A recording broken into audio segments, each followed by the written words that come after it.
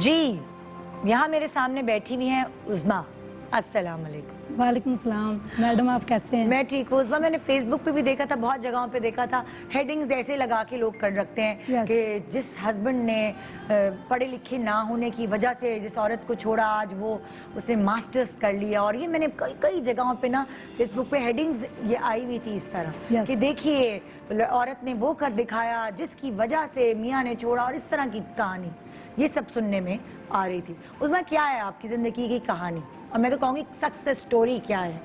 Success story madam ये है कि मैं शादी से पहले इतना ज्यादा पढ़ी लिखी नहीं थी। मेरा ताल्लुक एक लोअर मिडिल क्लास फैमिली से है। अच्छा। और हम 1999 में लाहौर आए थे, एक गांव से आए थे। जी।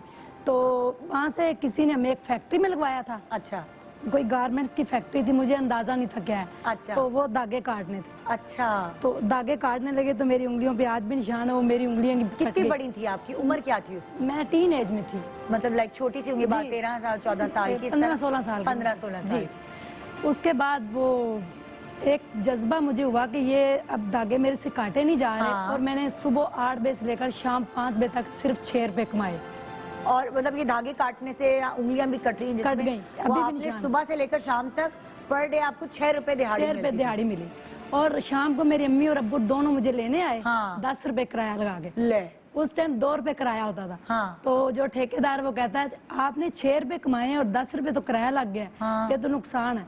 फिर हमने ठान ली कि ये धागे भी काटने हैं और देखना है कि ये है क्या, इस ह्यूज के अंदर मुझे जाना है। मैंने फिर अपने अब्बू से कहा कि हम पैदल जाया करेंगे। अच्छा। 8 बजे का टाइम होता था, हम घर से 6 बजे निकलते थे और 2 घंटे में हम पैदल पहुंच जाते थे। और आप फिर उसके बाद मैंने वहाँ पे एक कटिंग डिपार्टमेंट के अंदर मुझे वहाँ पे ऑफिसर लगा दिया गया। मैं स्ट्रिकिंग की वहाँ पे बंडलिंग की इंचार्ज बन गई। और पहली सैलरी मुझे 1000 मिली थी। पहली दफा मैंने 1000 रुपए का नोट उस वक्त देखा था। अल्लाह। फिर हमने एक छोटा सा घर बनाया, बड़ी मेहनत से, छोटा सा। आप अकेली उस फैक्ट्री में काम करती थी? अम्मी अब्बू किधर काम करते थे? मेरे अब्बू साथ वाली फैक्ट्री में काम करते थे, वहाँ जूते बनते थे। और अम्मी मेरे घर में सिलाई करती थी कपड़े। अच्छा। और बस आप लोग 3 लोग थे घर में, और भी लोग? 4 बहन भाई हम। अच्छा। 2 बहनें और 2 भाई, सबसे बड़ी मैं हूँ। 4 बहन भाई जी। अच्छा। तो वो जो दूसरे बच्चे थे वो छोटे थे? छोटे थे, उनको फिर स्कूल डाला ना इधर। छोटी बहन प्ले ग्रुप में, बड़ा भाई और इस तरह। अच्छा। फिर हमने एक छोटा सा घर खरीदा। 2005 में फिर मेरी शादी कर दी गई। अच्छा। कि मेरे अब्बू ने कहा अब शादी। मैंने सुना शादी आपकी जिससे हुई थी वो बहुत पढ़ा लिखा, उसने एमफिल वगैरह किया हुआ था। शादी इसी आपके शहर में ही हुई थी, कराची में। और आज मैं बड़ा सैड में हूँ कि मैं यहाँ क्यों आई हूँ। आप शादियों के कराची आई थी? कराची में उनका गांव था गोजरा, वहाँ गए थे। फिर वहाँ से मैं यहाँ भी 2 दफा आई थी। तो उसमें आपकी शादी कैसे हुई थी और क्या सोच के शादी की थी उधर? मेरे एक अम्मी के कजन थे, उन्होंने ये रिश्ता करवाया था जिससे शादी हुई। He was MA English, MA economics, LLB। Oh my God, काफी पढ़े लिखे एजुकेटेड थे। और मैं बिल्कुल भी नहीं थी। आपने कोई भी जमातें नहीं पढ़ी? बस थोड़ा सा। उन्होंने मुझे कहा, पहले दिन से ताने दिए कि मैं कहाँ फंस गया हूँ। वो उर्दू स्पीकिंग थे, हम पंजाबी। अच्छा। कहाँ फंस गया हूँ, ये पंजाबियों के बीच में, इनको तो बोलने की सेंस नहीं। ये वो बड़ा मुझे ना उन्होंने डीमोटिवेट पहले दिन ही किया। अच्छा। उसके बाद 2-3 माह बाद उन्होंने ये एनालिसिस कर लिया कि ये सारी फैमिली बड़ी मासूम सी, इनको कुछ दुनिया की खबर नहीं है, सादे लोग हैं, तो इनका क्या करें। उन्होंने वो जो हमारा घर था उसको सेल कर दिया, जो आपने इतनी मेहनत से बनाया। जो वो फैक्ट्री में काम कर करके आपने, आपके अब्बू ने, अम्मी ने, सबने पैसे जोड़ के बनाया। आपके मियाँ जो इतने पढ़े लिखे थे उन्होंने फ्रॉड करके सेल करे, फ्रॉडिया थे वो जी। वो सेल कर दिया। जिस घर में मुझे ब्याह के लेके गए वो किराए का था। अच्छा। कह रहे हैं ये भी सेल करता हूँ, आप भी करें, हम एक बड़ा घर लेते हैं। मैं आउट ऑफ सिटी जाता हूँ, मेरे प्रोजेक्ट्स होते हैं, तो ये फिर अकेली रहती है। तो इन्होंने कहा दोनों मिलकर सेल करते जी। वो दोनों घर, और इन्होंने उल्लू बनाया आपको कि जिसमें आप रहते थे वो किराए का था। इन्होंने बोला ये भी करते हैं सेल और वो भी, और बड़ा घर लेते हैं। बड़ा घर ले लिया, बड़ा लश पश हुआ। और वहाँ पे हम रहना शुरू हो गए। मैं प्रेग्नेंट थी, तो 6 माह बाद वहाँ पे एक अंकल आए, उन्होंने कहा इस घर का रेंट दे दे। हमने कहा ये तो हमारा अपना है। आप लोगों को ये बताया गया कि ये बड़ा घर जो है ये हमारा अपना है, ये आपका अपना है। वो जो बेचे हैं घर, उनसे मतलब उनसे पैसे जमा हुए हैं, उससे एक बड़ा घर खरीदा है और वो रेंट का था एक्चुअली। लेकिन वो रेंट का था। अल्लाह। जब उन्होंने रेंट मांगा तो हमने कहा कि हमारा अपना है, ये शाम को घर आए, हमने इनसे कहा कि ये देखिए ये घर तो किराया, कहते नहीं नहीं वो झूठ बोल रहे थे, बस थोड़े से पैसों की जरूरत है तो फिर इसकी रजिस्ट्री करवानी, ये देखें कागजात तैयार है। जो जेवर था अम्मी के पास, मेरे पास थोड़ा सा, हमने वो भी दे दिया कि जल्दी से रजिस्ट्री हो जाए। हाय हाय हाय। वो जेवर भी गया, उसने एक गाड़ी रेंट पे कहीं से ली, उसका एक्सीडेंट कहीं करवा दिया, ये वो। अगले दिन हमारे घर बहुत से लोग जमा हो गए, किसी ने आगे फ्रिज उठा ली, सोफा, इस तरह हमारा सारा सामान उठा के ले गए। पूरा मोहल्ला इकट्ठा हो गया, ये बड़े शरीफ लोग हैं, इनके साथ ऐसा क्यों कर रहे हैं। हमें इतनी सेंस नहीं थी कि हम 15 पे कॉल करें, किसी को बुलाएं। वो चले गए और ये भाग गया वहां से। मैंने ये भाग गया? यस, ये भाग गया। मैंने अपनी अम्मी अब्बू के साथ कहा कि हम गोजरे चलते हैं। जहाँ अच्छा, आपको उस वक्त भी पता नहीं चला कि ये हो क्या रहा है हमारे साथ? कुछ नहीं पता चला मैडम कि मेरे मियाँ ने मेरे साथ फ्रॉड किया है। नहीं, कुछ पता नहीं। हाँ। हमने, मेरा ना बेटा हुआ, मुझे बेटा 3 माह का था, सर्दी बहुत थी, हम गोजरा गए। रात के तकरीबन 10 बजे उन्होंने गोजरे की बजाय हमें टोबा टेक सिंह के रोड पे कहीं बहुत दूर वैन ने उतार दिया। वहां से जंगलों के बीच में हम पैदल चल के गोजरा पहुंचे। अपने ससुराल वहां पे दरवाजा नॉक किया तो उन्होंने हमें पहचानने से इनकार कर दिया। अल्लाह, क्या खानदान फ्रॉडिया। जी, उन्होंने कहा इंसानियत के नाते ये है कि ठंड बहुत है, आप बैठे, ये 2000 रुपया लें वापसी का किराया और चाय पिए, तो सुबह ट्रेन चलेगी 4 बजे, आप वापस लाहौर चले जाना। फिर सुबह ट्रेन चली, हम वापस लाहौर स्टेशन पे आ गए। आगे इसका फोन आया मेरे हस्बैंड का, आप लोग कहाँ हैं? मैं घर आया था। मैंने कहा हम, ये नहीं बताया कि आपके घर गए। मैंने कहा हम अपने गाँव चले गए थे। तो आप कहाँ हैं? कहते मैं आ रहा हूँ आपको लेने। आप बिलीव करें, हम पूरा दिन स्टेशन पे बैठे रहे, ये नहीं आया। फिर उसके बाद हम एक पार्क के अंदर आगे बैठ के 2 रातें वहाँ पे हमने काटी थी, लोगों से डर के कि लोग हमें उठा के ले जाएंगे। इतना का पैसा ले गया, इतना पैसा लिया, फिर नहीं आया। फिर उसके बाद वापस आया, आके मेरे अब्बू से माफ़ी मांगी कि जो आपका नुकसान हुआ है वो मैं पूरा करके जाऊँगा, प्लीज़ मुझे आप अपने साथ रख लें। मेरे अब्बू ने फिर सादे थे, माफ़ कर दिया, हमारे साथ रहना शुरू हो गया। इतने लोगों को चेक दे के, मेरे भाई के, मेरा भाई मुझसे छोटा, वो सरकारी जॉब पे था, उसके चेक चोरी दे के, और एक बड़ा पे ऑर्डर 2790 रुपये का पे ऑर्डर को उसने 27,90,000 का बना लिया। वो मैं अब आपको दिखाती, मुझे याद भूल गया। बैंक वाले भी हैरान रह गए।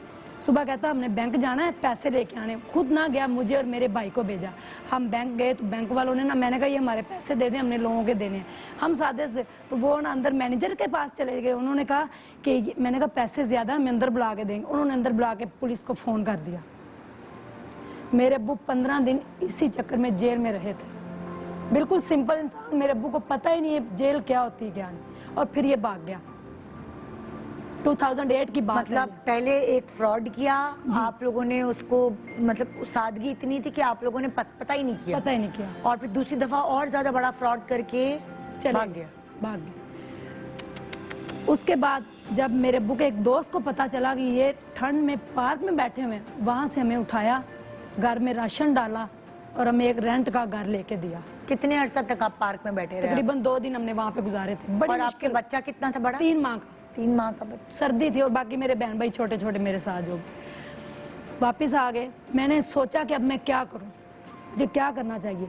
पढ़ी लिखी मैं इतनी थी नहीं, मुझे जॉब कौन देगा। सब लोगों ने कहा कि आप मैट्रिक ही कर लें। मैट्रिक मेरे लिए एक बड़ा अच्छा वर्ड था, नया था। मैंने कहा जी। और मैं सुबह सुबह एक स्कूल की सफाई करने फिर जाती थी अपने घर वालों से चोरी। 2 महीने में बहुत रोई, मुझे कुछ समझ नहीं आ रही मैं क्या करूं। मेरा घर टूट गया कोई बात नहीं, लेकिन मेरे साथ साथ मेरे वालिदैन भी बर्बाद हो गए। उनकी सारी जमा पूंजी जो थी वो खत्म, दर बदर। और मेरे अब्बू को उस वक्त अटैक भी हुआ था। मैं बड़ा परेशान कि अब मैं क्या करूं। फिर मैंने अपने अंदर देखा, मैंने कहा कुछ नहीं हुआ, कोई बात था, उसने फ्रॉड कर लिया जो भी था, अब मुझे कुछ करना चाहिए। मैंने एक स्कूल की सफाई करनी शुरू की और एक छोटे से मेडिकल स्टोर पे मुझे एक जॉब मिल गई। मैं सुबह सुबह सफाई करती थी, वहाँ आती थी। फिर मैंने प्रैक्टिस करके 3 माह में मैट्रिक किया। नहीं कहें 662 मेरे मार्क्स भी आए। मैथ मैंने जुबानी याद किया, यहाँ पे इक्वल टू आएगा, मल्टीप्लिकेशन, ये मुझे नहीं पता वो कैसे हुआ। और मैंने 3 माह में मैट्रिक किया। उसके बाद मैंने मेडिसिन को इतने, जो भी मैं काम करती हूँ वो दिल से करती हूँ और पूरी ईमानदारी से करती हूँ। मैंने फिर मैट्रिक किया, फिर मैंने मेडिसिन को बड़े अच्छे तरीके से समझा। फिर मैंने, डॉक्टर साहब जो थे उन्होंने मुझे बताया। फिर मैंने एक हॉस्पिटल में जॉब की, साथ मैंने इंटर किया। जिन्होंने कहा था ना आपको मैट्रिक के बाद जॉब देंगे, कोई जॉब नहीं, कुछ भी नहीं, सब ने मुंह फेर लिए। फिर मैंने इंटर किया, अपने बच्चे को भी देखा, अपने घर वालों को कहा कि आपने मेरे साथ रहना। उस टाइम मुझे सहारे की ज़रूरत थी, लेकिन मैंने अपने पूरे ख़ानदान को कहा कि मैं आपके साथ हूँ, आप लोगों ने हिम्मत नहीं हारनी। मैंने फिर इंटर किया, साथ एक हॉस्पिटल में जॉब की। इंटर में मेरे 686 मार्क्स आए। उसके बाद फिर मुझे किसी ने कहा बीकॉम कर लें। मैंने कहा बीकॉम क्या होता है? कहते हैं नहीं, बीकॉम का बड़ा स्कोप है। फिर मैंने government Islamia college of commerce से बीकॉम किया रेगुलर। बीकॉम के बाद फिर मेरी पार्ट 2 में थी, हमारी सोसाइटी, रिलेटिव सारे ये हमारे ना टेंशन का ठेका ले लेते हैं। रिश्तेदारों को सबसे ज़्यादा होता है कि इनकी ज़िंदगी में क्या चल रहा है, ये जवान है, ये फिरेगी, आप इसकी शादी करें दोबारा। बीकॉम पार्ट 2 में मेरी शादी दोबारा हो गई। जिस शख्स से मेरी शादी हुई वो मेरे साथ भी आए। मेरी रिक्वेस्ट है उनको प्लीज़ दिखाइएगा, उनका बहुत रोल है मेरी ज़िंदगी में। वो मेरे से 6 साल छोटे और अनमैरिड। मेरा एक बच्चा था 6.5 साल का जी। 6.5 साल में चट्टान बनी रही कि मैंने शादी नहीं करनी, मैं खुद इंशाल्लाह सब कुछ करूंगी। हाँ। लेकिन मैं हार गई, मुझे दोबारा शादी करनी पड़ी। जिनके साथ शादी हुई, बीकॉम पार्ट 2 क्लियर हो गया। मैंने उनको कहा कि मैंने पढ़ना है। ये मैंने बड़ी मुश्किल से अचीवमेंट किया। उन्होंने कहा ज़रूर। MBA में मैंने एडमिशन लिया। किसी ने कहा आप MBA कर ले, लोगों के कहने पे मैंने स्टडी की। मैंने कहा MBA क्या होता है? कहते हैं, मैंने कहा MBA से मुंह बड़ा बड़ा लगेगा, MBA। मैंने MBA किया। मैंने UMT से MBA किया, university of management and technology से। फर्स्ट मेरी क्लास थी, मैं बड़ा खुश, बड़ा एक्साइटेड, बड़ा माहौल भी ऐसा। और लेकिन मैं गाँव की थी, मुझे नहीं पता। मैं वापस आई घर, मैंने अपने हस्बैंड को बताया कि मैंने उनको फीस नहीं देनी, मैंने इतना पढ़ना है कि वहाँ पे कोई CGPA का चक्कर है तो वो फीस नहीं देनी पड़ेगी। कहते हाँ ठीक है। इतना ही मैंने कहा है तो कह रहे मेरे ना सर में पेन हो रही है। मैंने कहा मैं आपको पैनाडोल देती हूँ। मैंने पैनाडोल पकड़ी, फ़ौरन दूध तो वो गिर गए। घर में ना नीचे एक मेरे पास रेंट पे थे, मैंने उनसे कहा भाई देखें इनको क्या हुआ है। वो फ़ौरन हॉस्पिटल ले गए। हॉस्पिटल जाते जाते उनको पैरालाइज और हेमरेज हो गया। आपके हस्बैंड को? सेकंड हस्बैंड को। और मेरी ज़िंदगी वहीं आके खड़ी हो गई जहाँ 10 साल पहले थी। सब कुछ ख़त्म हो गया। नेक्स्ट डे उनको होश आया जब उन्होंने देखा कि मेरी टांग और बाजू ख़त्म हो गई है। इतनी टेंशन ली, फिर हेमरेज हुआ, वो कोमा में चले गए। और मेरी MBA की फर्स्ट क्लास थी। मैंने कहा मैं क्या करूं? फिर मैं घर आई, 1 हफ्ता मैंने छुट्टी की, उनको दोबारा हेमरेज हुआ। डॉक्टर ने कहा ही इज डेड। कोमा में थे। मैंने एक डॉक्टर का नंबर ले लिया, मैं नहीं गई। मैं घर आई, मेरी उनमें से मेरी एक बेटी हुई, 6 माह की मेरी बेटी थी। मैंने अपनी बेटी को आके पकड़ा, मैंने उसके हाथ उठा, मैंने कहा दुआ करें पापा ठीक हो जाएंगे। मुन्ने से कहा पापा ठीक हो जाएंगे, आप दुआ करो। 1 हफ्ता मैंने सोचा, मैंने कहा कुछ नहीं हुआ, ये बच जाएंगे, मेरा अल्लाह पे यकीन है। सारी दुनिया ने कहा ये मर जाएंगे, मैंने कहा ये बच जाएंगे क्योंकि मेरा यकीन अल्लाह के ऊपर। मैंने अपनी क्लासेस दोबारा स्टार्ट की, ज्वाइन की। 21 दिन हो गए मैं इनके पास हॉस्पिटल चोरी से गई। ICU में जाके मैंने इनका हाथ पकड़ा, मैंने कहा आप जहाँ कहीं भी हैं प्लीज़ वापस आ जाइए, प्लीज़ मुझे ना छोड़िए आप, मैं आपके साथ हूँ, प्लीज़ आप वापस आ जाइए जहाँ भी हैं। इन्होंने आंखें खोल दी। डॉक्टर ने कहा ये एक मौजज़ा हो गया है कि एक बंदा कोमे से वापस आ गया है, और वो भी डबल हेमरेज। कार्टरी फटी नहीं थी, इंजर होगी, ब्लड सारा इधर जम गया। फौरी तौर पे उन्होंने रेफर कर दिया जनरल हॉस्पिटल में, इनको ले जाएं। यूरिन बंद हो गया, सारी नालियाँ दवालियाँ डाल दी। उन्होंने कहा कि इसका टेस्ट है, आप इसकी सर्जरी की तैयारी करें, DSA का एक टेस्ट है वो हमने करना है। अगर वो टेस्ट ठीक हुआ तो फिर ठीक है, अदरवाइज इसकी सर्जरी, और 99% चांसेस मरने के हैं। मैंने कहा डॉक्टर साहब 1% इसके बचने के भी हैं। कहते हैं आपका इतना कॉन्फिडेंस? मैंने कहा यस, आप ऑपरेशन की तैयारी करें। मेरे पास एक छोटा सा 2 मरले का घर था, वो हम दोनों ने मिलकर बनाया, और हमने फिर 500 रुपये से दोनों ने मिलकर मेडिकल स्टोर स्टार्ट किया जिनका वो बता रहे थे। जब इनको वो हुआ अटैक, फिर मेरी क्लासेस भी थी। मैं सुबह 6 बजे घर से निकलती थी, यूनिवर्सिटी मेरे घर से 1.25 घंटे के फासले पे थी। आधा घंटा मैं पैदल चलती थी। लोग कहते हैं ना हम कुछ नहीं कर सकते, हार जाते हैं, ये वो नहीं, ऐसा कुछ नहीं है। तब आपका अंदर अपने मजबूत कर लेते हैं, कुछ करने की आपकी मांग होती है तो फिर सारे रास्ते अल्लाह बना देता है। अल्लाह पे जब आपकी उम्मीद होती है और आप ईमानदार और सच्चे होते हैं। आधा घंटा मैं पैदल चलती थी, 1 घंटा मैं वैन्स में सफ़र करती थी और मेरी 6 माह की बेटी को मेरा बेटा और साथ एक औरत रखी, वो दोनों संभालते, मैं फीड करा के जाती थी। शाम 5 बजे वापस आती थी, आके उसको फीड करा के दोबारा मेडिकल स्टोर खोलती थी 6 बजे से रात 1 बजे तक।